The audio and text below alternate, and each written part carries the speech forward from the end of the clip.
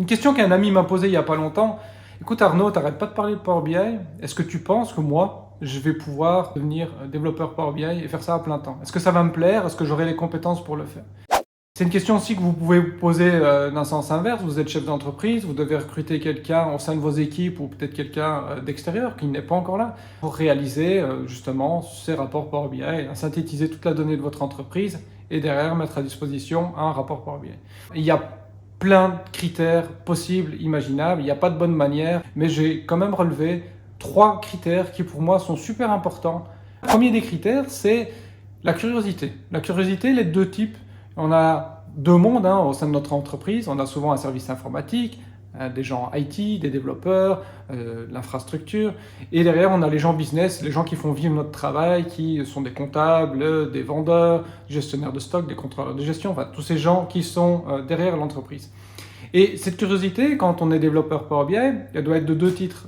Au niveau business, on doit comprendre ce que les gens font. Chaque service, chaque personne a une manière différente de travailler et on doit être amené à comprendre ce qu'ils font, quel est le sens qu'ils donnent aux données. Et aussi, on doit comprendre les différents outils qu'ils utilisent, comment ils font rentrer la donnée, comment cette donnée évolue à travers le temps. Et la partie technique, la curiosité, c'est de comprendre cette donnée qui se trouve dans des outils, comme on vient de voir, comment, sous quelle forme elle est stockée et comment on va la restituer derrière. Il y a aussi cette curiosité technique.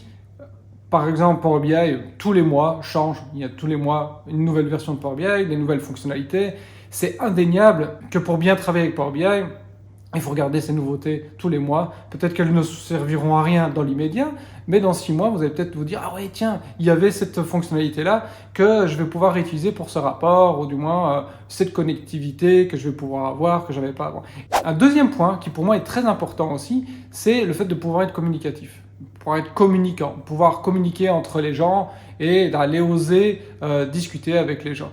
Ça paraît simple à dire et c'est valable pour beaucoup de métiers, mais encore peut-être plus en Power BI par rapport à un développeur qui va faire un langage peut-être du C#, qui va faire une application plus back-end. Il faudra quand même de la communication, on est quand même amené toujours à discuter dans chaque métier, comprendre ce qu'ils ont besoin, mais aussi peut-être de faire en sorte qu'ils se mettent d'accord entre eux, parce que le chiffre d'affaires, c'est une notion que peut-être un comptable va avoir de différente avec un responsable de vente. Un responsable de vente du service A n'aura peut-être pas la même notion de chiffre d'affaires que le service B, mais par contre les données derrière sont stockées pour être visibles de la même manière à ces gens-là. Donc il faut essayer de communiquer avec eux pour voir déjà ce qu'ils veulent faire de cette donnée, et peut-être aussi communiquer pour essayer de leur dire, voilà, A, il fait ça, B, il fait ça. Donc peut-être qu'on peut essayer de trouver un consensus et de diriger un petit peu les débats autour de ça. Et ça peut se faire que si on arrive à communiquer derrière. À titre d'exemple personnel, j'étais développeur Perl au début, puis j'ai fait du C# et j'étais vraiment... Alors j'arrivais à parler avec les gens, mais c'était quelque chose qui était fort au fond de moi, j'avais pas vraiment envie d'aller... J'étais bien derrière mon ordinateur, mon éditeur de texte et de coder derrière. Ça ne m'intéressait pas vraiment d'aller voir les utilisateurs. Et petit à petit, avec l'âge, je pense, les cheveux gris, on commence à changer un petit peu. Et maintenant, je prends énormément de plaisir à communiquer. D'ailleurs, j'essaie de vous faire cette vidéo, justement.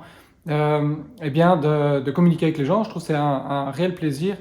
Voilà, donc c'est pas quelque chose qui est inné dans l'immédiat, mais c'est quelque chose qui est amené, à mon avis, à se développer au sein de votre carrière. Le troisième point, c'est bien évidemment, on est sur un outil technique Power BI, facilite énormément le travail. Derrière, on ne s'en rend pas compte, mais on est sur du Analysis Services qui était sur SQL Server. On a du reporting, on a du DAX, on a du langage M et potentiellement, on va avoir du SQL si vous avez des bases de données pour aller vous connecter et profiter justement de toutes les ressources qui sont derrière. Ça demande un côté technophile. Donc, 3 critères. Si je conclus, 3 critères super importants, c'est 1, la curiosité, business, technique, hyper importante. Il faut avoir envie de gratter dans les données, de gratter auprès des gens l'information. Et donc, pour gratter l'information auprès des gens, deuxième point, la communication, hyper important. Et puis derrière, inévitablement, le côté technophile.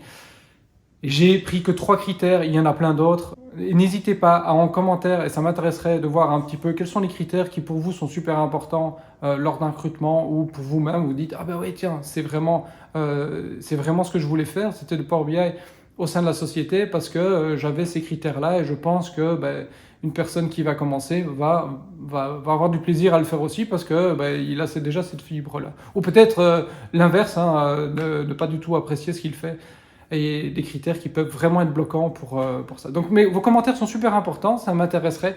Voilà, à bientôt.